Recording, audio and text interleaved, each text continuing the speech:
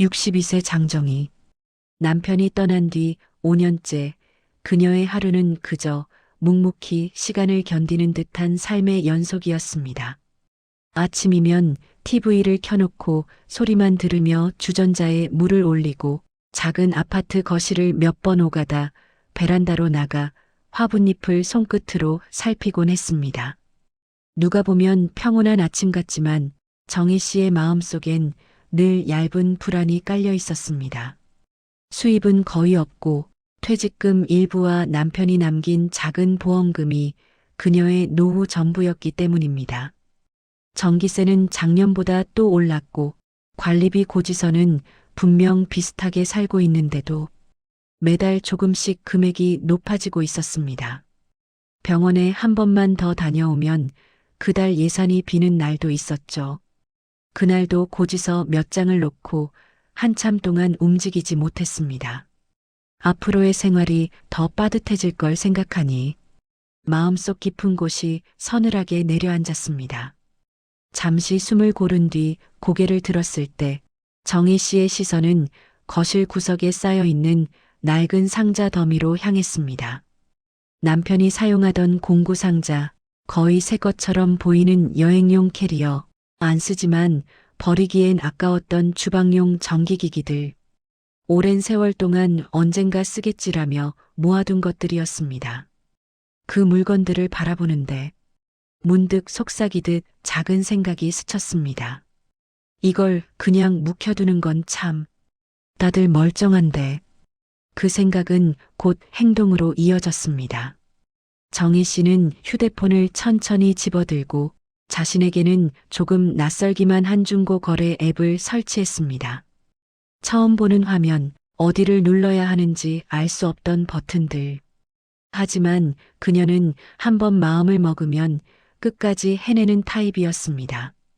설명 하나하나를 다시 읽어가며 천천히 그러나 진지하게 앱을 익혀갔습니다.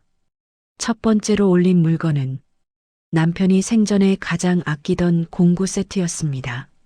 사진을 찍기 위해 상자를 열었을 때 오래된 기름 냄새가 살짝 스며 나오자 잠시 손이 멈칫했습니다. 그녀에게는 물건이라기보다 추억이 담긴 한 조각 같은 존재였으니까요. 하지만 마음을 가다듬고 손떨림을 억누르며 공구 세트를 여러 각도로 찍었습니다. 가격도 주변 시세보다 훨씬 낮게 책정했습니다. 이건 누군가 잘 써주면 그걸로 됐지. 그런 마음이었죠. 게시를 마치고 휴대폰을 내려놓으려던 순간 생각보다 훨씬 빨리 알림이 울렸습니다. 안녕하세요. 공구 세트 아직 거래 가능할까요? 그 짧은 문장 하나에 정희 씨의 가슴은 세차게 뛰기 시작했습니다.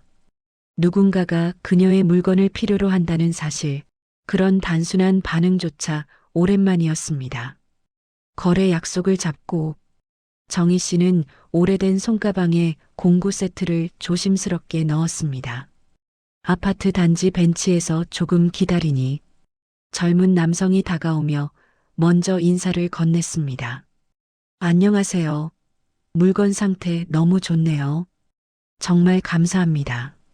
네, 잘 쓰세요. 짧은 대화, 짧은 만남.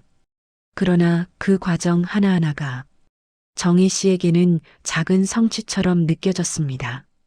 집으로 돌아와 손에 쥔 현금을 바라볼 때 그녀는 알 수 없는 따뜻함을 느꼈습니다.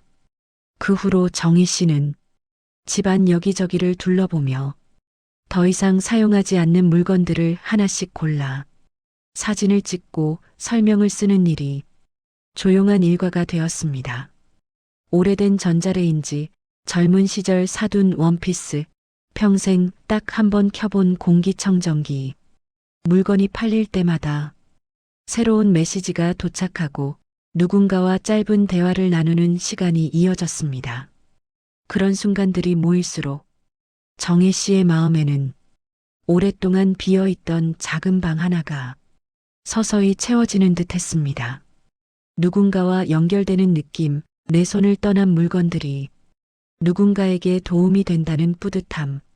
그리고 아주 오랜만에 느끼는 작은 자신감의 회복. 그렇게 몇 주가 흐른 어느 날 오후, 정혜 씨의 휴대폰에 평소와는 조금 다른 길고 공손한 메시지가 도착했습니다. 그 메시지를 본 순간 정혜 씨는 알 수 없는 기대감을 느꼈습니다. 그리고 그 메시지가 앞으로 그녀의 삶을 어디로 이끌지 그때는 아무도 알지 못했습니다. 당근마켓을 시작한 지 2달이 되던 어느 늦은 오후, 순자는 거실 한쪽에서 소파에 앉아 판매할 작은 생활용품들을 닦으며 사진을 찍고 있었다. 창밖에서는 초겨울 햇살이 부드럽게 들어오고 먼지가 얇은 금빛으로 반짝였다. 그녀는 오래된 나무 상자를 열어 물건들을 하나씩 꺼내며 조심스럽게 손질했다. 자식들이 독립한 뒤 비워진 방에서 나온 오래된 식기 세트, 친정엄마가 준 유리 그릇, 쓰지 않지만 버리기엔 아까운 생활 잡화들. 그녀에게는 그저 작은 정리였지만 팔릴 때마다 마음 한구석이 따뜻해지는 경험이었다. 그날도 평소처럼 판매글을 올리던 중이었다. 사진을 올리자마자 알림이 띵 울려왔다. 누군가 접시 세트에 관심을 보인 것이다. 하지만 순자는 그저 또 하나의 문의쯤으로 생각했다. 당근을 하다 보면 관심 있어요. 한 뒤 바로 사라지는 사람들도 많으니까. 안녕하세요. 혹시 이 접시 세트 더 구할 수 있을까요? 순자는 화면을 한 번 더 확인했다. 더 구할 수 있냐는 건 흔한 문의가 아니었다. 아, 더 많이 필요하신가? 순자가 혼잣말로 중얼렀다. 그러자 거의 몇 초 차이로 메시지가 연달아 도착하기 시작했다. 정확히 말하면 20세트 정도 필요합니다. 대량 구매라 시세보다 더 드려도 됩니다. 앞으로 꾸준한 거래도 가능해요. 순자는 손에 들고 있던 접시를 무의식적으로 내려놓았다. 20세트. 그 단어가 머릿속에서 한동안 맴돌았다. 그동안 팔았던 물건은 대부분 한 개, 한 세트, 많아야 2~3개 정도였다. 돈을 벌려고 한다기보다 집 정리를 겸한 소소한 용돈벌이였으니 이런 큰 규모의 요청은 처음이었다. 심장이 괜히 빨라지고 손끝이 차가워졌다. 순자는 화면을 한참이나 바라보았다. 대량 구매, 시세보다 높은 가격, 앞으로 꾸준한 거래. 이 메시지는 그동안 경험해온 평범한 중고 거래의 분위기와 전혀 달랐다. 어딘지 회사처럼 단정하고 예의 바르며 무언가 확신에 차 있었다. 그 모습에 순자는 묘한 신뢰감을 느꼈다. 그때 또 한 줄이 도착했다. 어머님, 장사 오래 해보신 분 같아요. 믿음이 가서 먼저 연락드렸습니다. 그 문장을 보는 순간 순자의 가슴 깊은 곳에서 오래된 감정이 살며시 흔들렸다.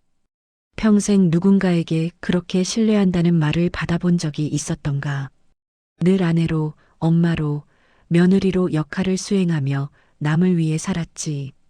누가 그녀에게 믿음이 간다고 말해준 적은 거의 없었다. 그 말 한마디가 이상하게 마음을 따뜻하게 만들었다. 순자는 상대가 어떤 사람일지 조금 더 알고 싶어 프로필을 눌러보았다. 거래 후기 수는 적었지만 모든 후기가 말씀을 참 공손하게 하신다. 약속 시간 잘 지키심 같은 긍정적인 내용이었다. 순자는 그제야 마음속 경계가 조금씩 낮아졌다. 그러나 머릿속은 여전히 복잡했다. 20세트는 지금 당장 가진 재고로는 불가능했다. 그녀는 조심스럽게 메시지를 보냈다. 20세트는 지금은 없는데요. 제가 조금은 더 구해볼 수는 있어요.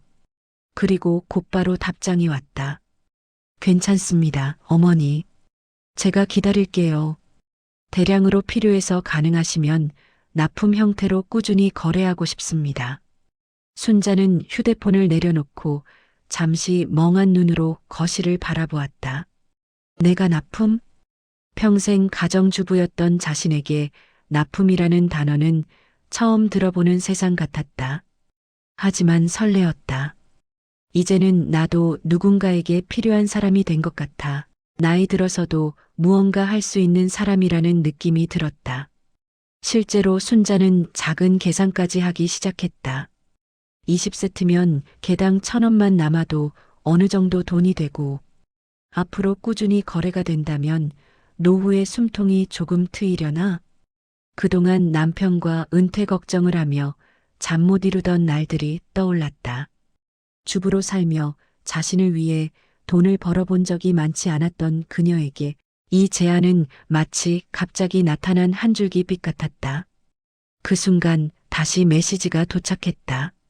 원하시면 계약금 먼저 보내드릴게요. 저희 쪽은 미리 보내는 게 원칙이라 걱정하지 마세요. 이번에는 아예 심장이 철렁 내려앉았다. 계약금. 그 말이 갖는 무게는 생각보다 컸다.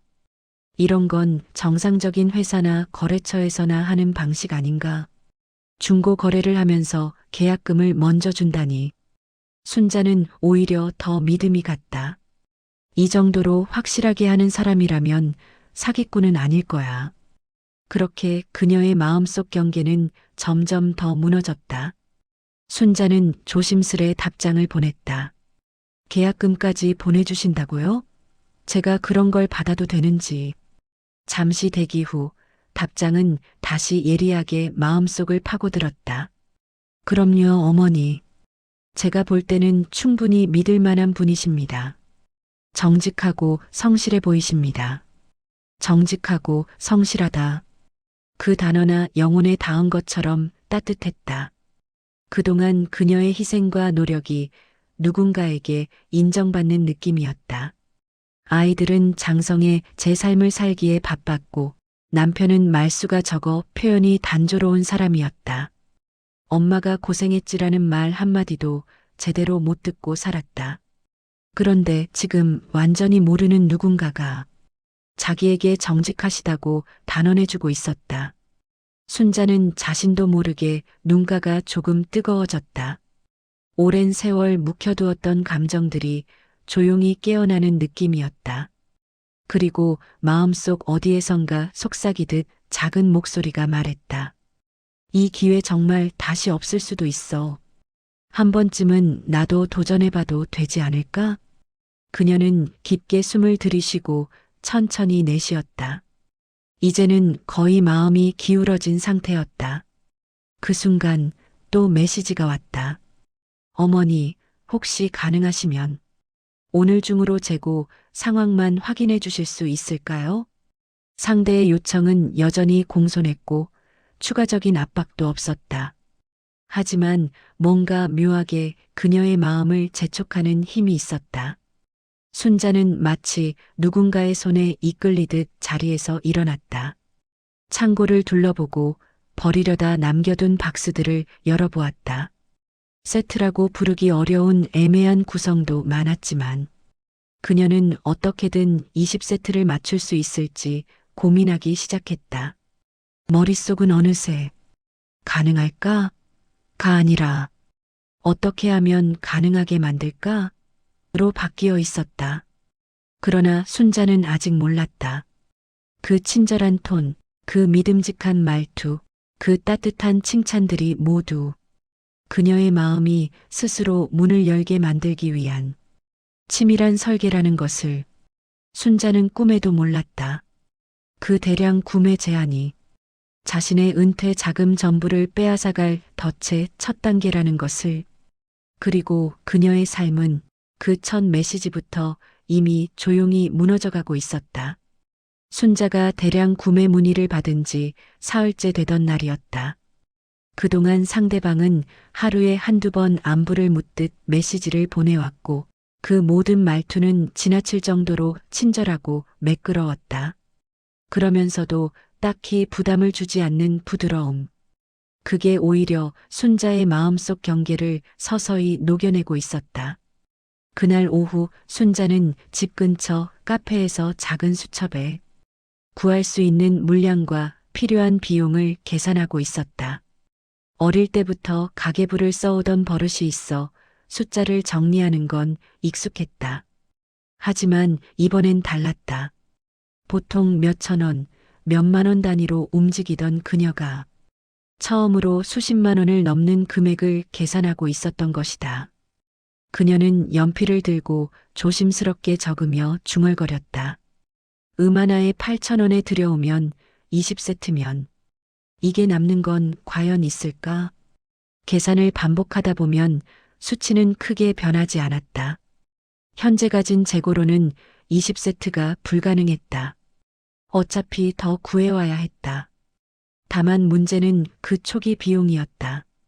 순자가 고민에 빠져 있을 때 휴대폰이 진동하며 메시지가 도착했다. 어머니, 혹시 바쁘지 않으시면 잠깐 통화 가능하실까요? 순자는 순간 놀랐다. 그동안 문자만 주고받던 상대가 직접 통화를 원한 것이다. 잠깐 망설이다가 그녀는 결국 수화기를 귀에 댔다. 목소리는 놀라울 만큼 젊고 자신감 있었다. 하지만 과하거나 허세 있는 톤이 아니었다. 적당한 공손함, 적당한 거리감, 그리고 무엇보다 남을 안심시키는 특유의 안정감이 있었다. 그는 천천히 그러나 확신에 찬 목소리로 자신을 소개했다. 어머니, 저희는 소규모 온라인 셀러들을 돕는 파트너 회사를 운영하고 있습니다. 물건을 꾸준히 공급할 수 있는 분들을 찾고 있고요. 어머니처럼 성실하신 분이라면 저희 쪽에서 투자도 가능합니다. 순자는 순간 귀를 의심했다. 투자? 자신이? 평생 그런 단어와는 거리가 먼 삶을 살았다. 투자는 부자들이나 하는 일이라고 생각했는데 지금 전화기 너머에서 그 말이 자신에게 흘러들어오고 있었다. 그녀는 조심스레 물었다. 투자라니 그게 무슨 뜻이에요? 전화기 너머의 목소리는 아무렇지 않게 답했다. 초기 물량을 어머니 혼자 부담하실 필요가 없다는 뜻입니다. 저희가 절반 이상을 대신 부담해드려요. 그리고 물량 확보 후에 수익은 어머니 쪽이 더 많이 가져가시면 됩니다. 순자는 말문이 막혔다. 그동안 혼자 모든 비용을 감당하려고 하니 불안했다. 그런데 이렇게 누군가가 먼저 도와주겠다고 나서주는 것. 그건 그녀에게 너무 생소하면서도 동시에 너무 간절한 제안이었다. 하지만 또 한편 어딘가 불안한 마음이 생겼다. 이렇게까지 잘해주는 이유는 뭐지? 나는 그냥 중고 물건 파는 평범한 사람인데 왜 나한테까지 이런 제안을? 순자가 머뭇거리자 그는 재촉하지 않고 조용히 말을 이었다. 어머니, 세상에 좋은 기회는 많지 않습니다. 하지만 어머니 같은 성실한 분을 돕고 싶어서 그래요. 저희는 함께 오래가는 파트너를 찾고 있습니다. 그 마지막 문장이 순자의 마음을 크게 흔들었다. 함께 오래가는 사람. 평생 가족을 챙기느라 정작 자신을 챙긴 적은 한 번도 없었던 삶. 누군가 자신에게 함께 가고 싶다 말해주는 순간은 정말 드물었다. 그녀의 마음을 가장 흔든 건 그의 간절하지 않은 간절함이었다. 딱히 설득하는 듯하지 않았지만 그 말 하나하나가 순자가 평생 갈망해온 인정과 신뢰를 건드리고 있었다. 전화를 끊고 난 뒤에도 순자는 마음이 진정되지 않았다. 불안과 기대, 의심과 설렘이 뒤엉킨 복잡한 감정이 가슴속에서 계속 요동쳤다. 그날 저녁 혼자 밥을 먹으면서도 그의 말이 계속 귀에 맴돌았다. 어머니 같은 분을 찾고 있었다. 함께 오래가고 싶다. 투자는 저희가 부담하겠다. 남편은 퇴근하자마자 씻고 바로 방으로 들어갔다. 요즘 회사에서 구조조정 이야기가 나와 신경이 곤두서 있는 듯했다.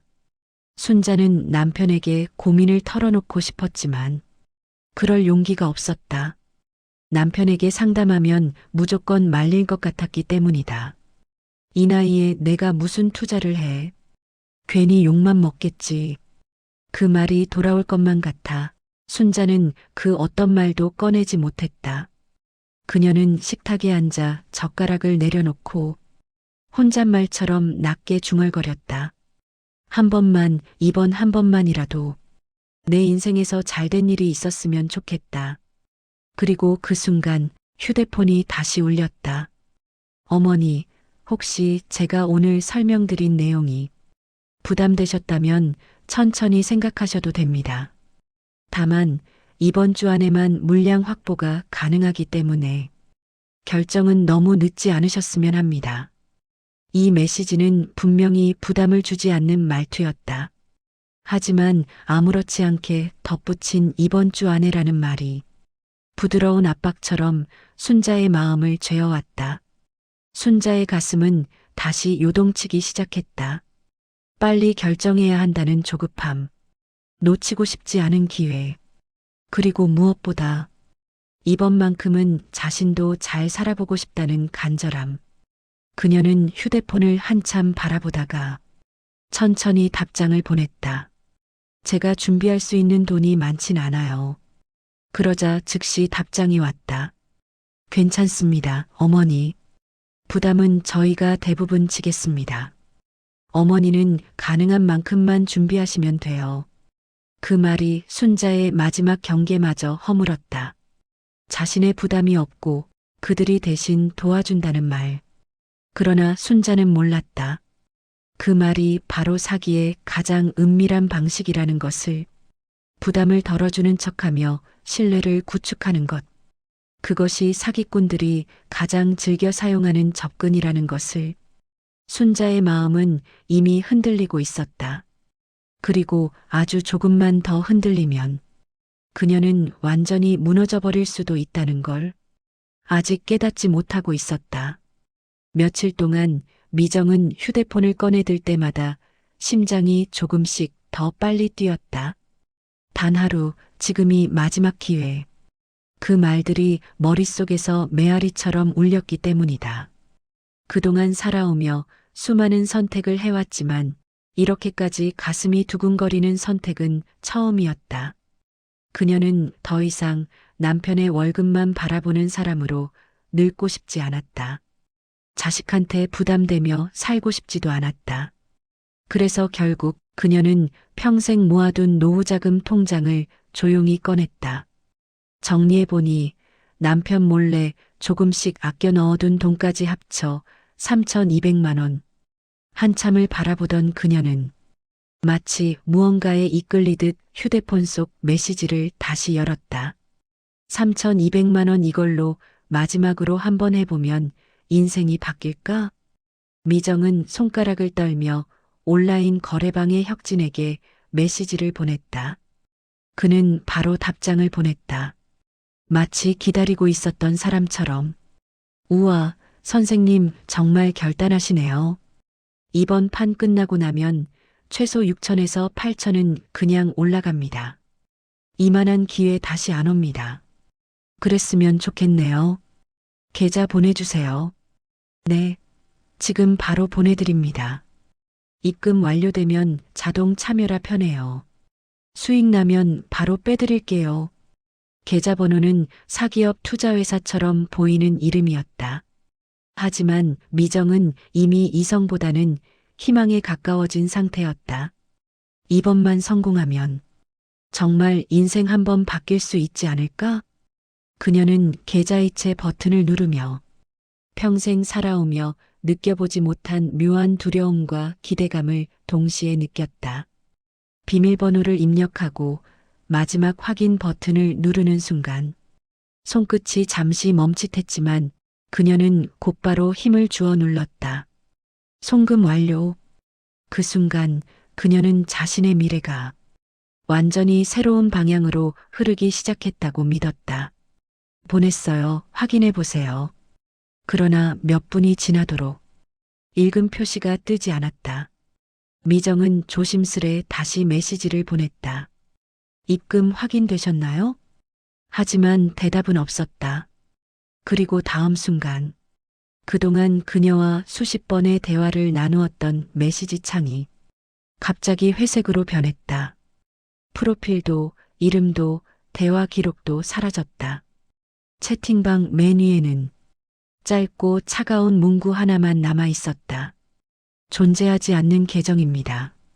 미정은 눈을 크게 뜨고 휴대폰을 다시 확인했다. 재접속도 해보고 앱을 껐다 켰다 다시 로그인도 해봤다.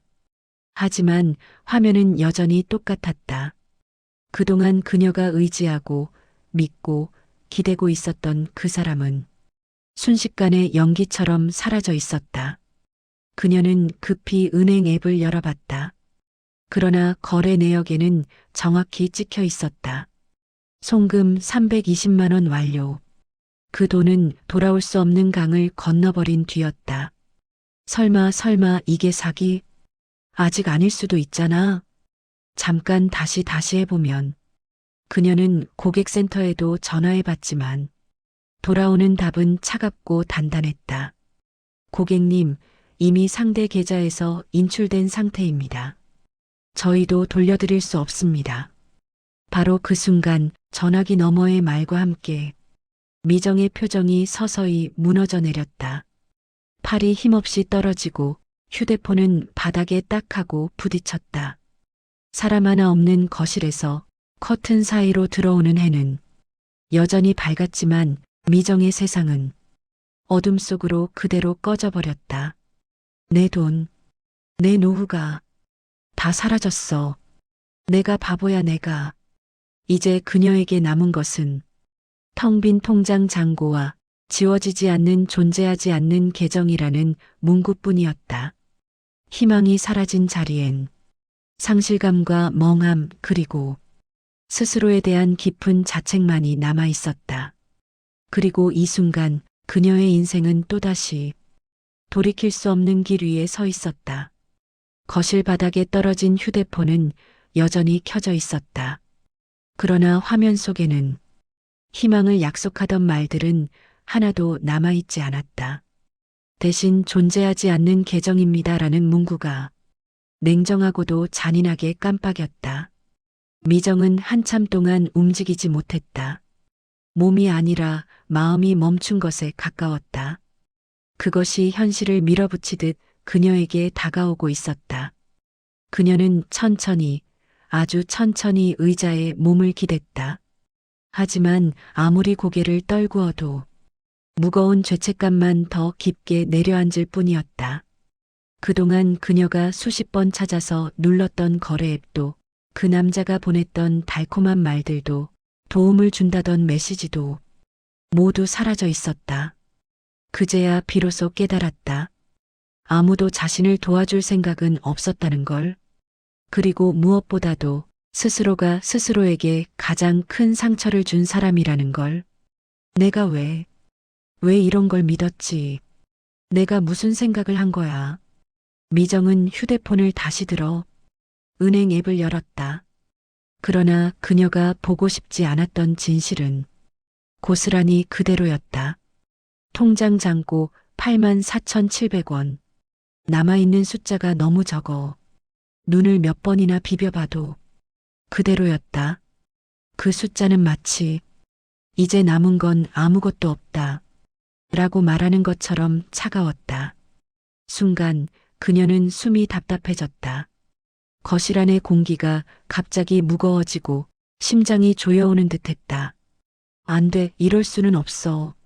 정말 끝난 거야? 그녀는 억지로 울음을 참으려고 했지만 눈물이 먼저 흘러내렸다. 고개를 숙여도 손으로 눈을 가려도 그치지 않았다. 40도 아니고 50도 아니고 벌써 60이다. 앞으로 돈을 다시 모은다 해도 무언가를 다시 시작한다는 것이 얼마나 무거운지 누구보다 잘 알고 있었다. 그리고 그 돈은 그냥 돈이 아니었다. 손주 생기면 쓰려고 모아둔 돈, 병원비 걱정하지 말자며 남편 몰래 챙겨둔 돈, 혹시 아픈 날 오면 생활비에 쓰려고 1만 원, 2만 원씩 아껴 모아온 돈이었다. 그래서 더 견디기 힘들었다. 내가 우리 집 노후를 내 손으로 망쳐버렸어. 울음을 멈추고 싶어도 눈물이 자꾸만 이어졌다. 스스로에 대한 실망, 부끄러움, 그리고 벗어날 수 없는 죄책감이 한꺼번에 덮쳐왔다. 그 순간 현관문이 철컥 열리는 소리가 들렸다. 남편이 퇴근한 것이다. 그 평범한 소리가 그녀에겐 벼락처럼 들렸다. 발걸음이 거실로 다가오는 소리, 그 소리 하나에 그녀의 숨이 멎을 듯했다. 여보, 왜 이렇게 어두워? 불도 안 켜고 뭐해? 미정은 놀라듯 얼굴을 닦았지만 이미 너무 늦었다. 붉어진 눈가와 퉁퉁 부은 얼굴은 숨기려야 숨길 수가 없었다. 남편은 걱정스레 다가와 그녀의 어깨를 붙잡았다. 여보, 무슨 일 있었어? 왜 울었어? 나 잘못했어. 무슨 잘못을 했다는 거야? 뭔데 그래? 그녀는 한참 동안 입을 열지 못했다. 어떻게 말을 꺼내야 할지, 무슨 말부터 해야 할지 도무지 생각이 나지 않았다. 결국 떨리는 목소리로 한 단어를 겨우 내뱉었다. 돈을 보냈어. 남편은 잠시 멈춰섰다. 눈을 천천히 깜빡이며 그 말의 의미를 파악하려 했다. 그리고 조심스레 물었다. 얼마나? 미정은 바로 대답하지 못했다. 생각만 해도 숨이 가빠지고 말로 꺼내는 순간 더 이상 되돌릴 수 없는 현실을 정확히 마주하게 될 것 같았다. 하지만 결국 그녀는 작게 입을 열었다. 전부 3,200. 그 말을 들은 남편의 표정은 순식간에 굳어버렸다. 그 어떤 말도 나오지 않는 숨조차 멎은 듯한 침묵이 흘렀다. 그 침묵이 도리어 미정의 심장을 더 크게 찔렀다. 미안해. 정말 미안해. 남편은 당황했고 충격을 받았고 그리고 깊은 한숨을 내쉬었다. 그도 말은 하지 않았지만 그 마음이 얼마나 무너져 내렸는지는 표정만 봐도 알 수 있었다. 그러나 한참 뒤 그는 겨우 목소리를 냈다. 남편, 이제 어쩌지? 우리 노후가. 그 말은 비난도 분노도 아니었다. 그저 현실을 마주한 사람이 너무도 무거운 탄식이었다. 미정은 더 이상 울 힘도 없었다. 그저 고개를 떨군 채 그 탄식이 가슴 깊이 박혀 아프도록 울렸다. 그리고 그날 밤 그들은 한참 동안 아무 말도 하지 못한 채 조용히 거실에 앉아 있었다. 웃음소리도 TV 소리도 없던 집은 서로의 무너진 마음만 가득했다. 그렇게 미정은 자신이 저지른 실수의 무게를 처음으로 온전히 마주하게 되었다. 며칠 동안 집안은 여전히 침묵 속에 잠겨 있었다. 대화는 줄었고 식탁 위의 밥은 여러 번 식었다. 하지만 그 침묵 속에서도 미정은 조금씩 마음을 추스르기 시작했다. 처음에는 모든 것이 끝난 줄 알았다. 노후도 체면도 자신감도 다시 살려는 마음도. 그러나 며칠을 견딘 끝에 그녀는 깨달았다. 주저앉아 있어봐야 달라지는 건 없다.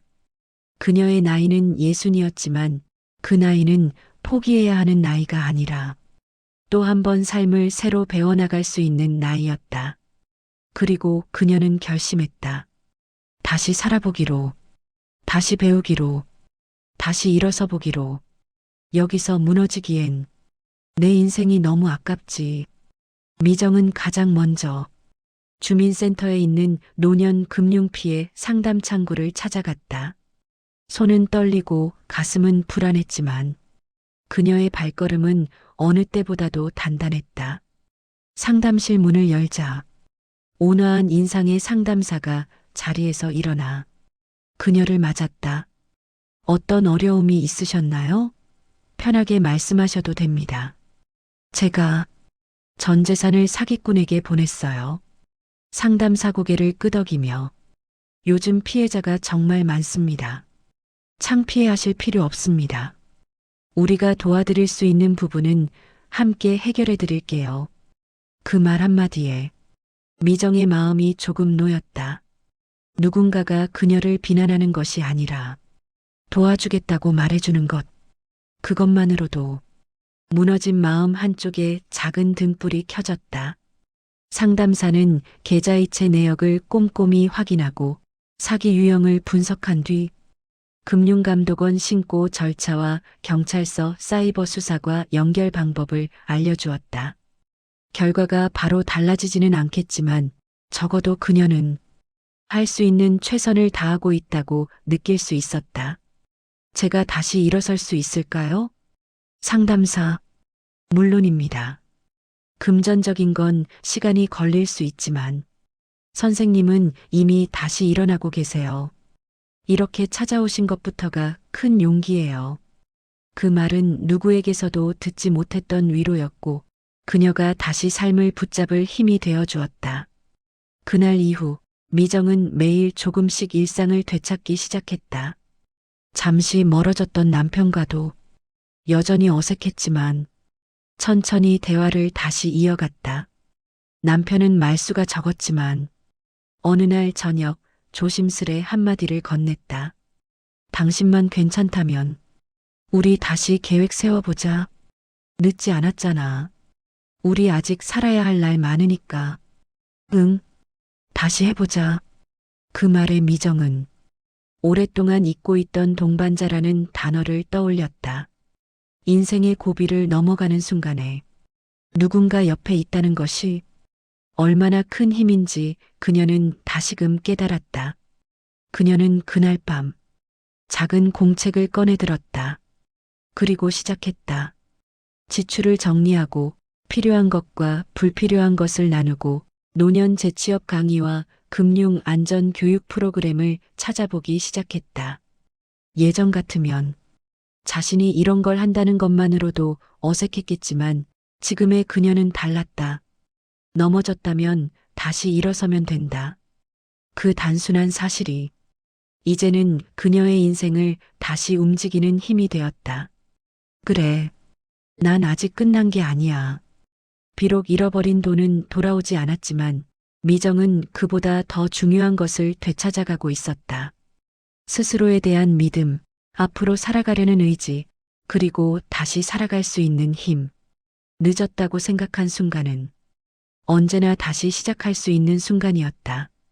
그리고 미정은 그 사실을 처음으로 진심으로 이해하기 시작했다. 이제 그녀는 다시 일어선다. 천천히 그러나 분명한 걸음으로. 우리는 모두 살면서 한 번쯤은 넘어지고 흔들리고 마음이 무너지는 순간을 마주하게 됩니다. 그리고 그 순간은 나이가 들었다고 해서 피해가는 것이 아니라 삶이 우리에게 던지는 또 하나의 시험일 뿐입니다. 미정 씨의 이야기는 단순한 금융사기 피해담이 아닙니다. 나는 이제 늦었다고 생각했던 사람이 다시 일어서기까지의 용기, 그리고 그 용기가 결국 사람을 다시 살린다는 조용한 진실을 담고 있습니다. 우리는 가끔 스스로를 가장 먼저 포기합니다. 하지만 삶은 우리에게 언제든 다시 시작할 수 있다고 말합니다. 나이가 60이든 70이든 80이든 다시 배우고 다시 세우고 다시 걸어갈 수 있습니다. 혹시 지금 영상을 보시는 분들 중에도 비슷한 상처를 가진 분이 계시다면 꼭 기억해 주셨으면 합니다. 당신의 잘못이 아닙니다. 당신의 인생은 한 번의 실수로 끝나지 않습니다. 도움이 필요하다면 금융상담센터도 가족도 이웃도 누군가는 반드시 손을 내밀어 줄 것입니다. 가장 중요한 건 당신이 스스로를 포기하지 않는 일입니다. 오늘의 이야기가 누군가에게는 작은 위로가 또 다른 누군가에게는 다시 살아갈 힘이 되기를 바랍니다. 그리고 우리 모두가 서로의 노후와 삶을 지켜주는 따뜻한 사회가 되기를 진심으로 소망합니다. 지금까지 시청해 주셔서 감사합니다. 당신의 내일이 오늘보다 조금 더 가벼워지길 진심으로 응원합니다. 끝까지 영상을 시청해 주셔서 감사드립니다. 즐겁게 영상 시청하셨다면 구독과 좋아요 꼭 부탁드리겠습니다. 영상 제작을 하는데 큰 힘이 됩니다. 다음에 더 감동적이고 재미있는 이야기로 찾아뵙겠습니다. 감사합니다.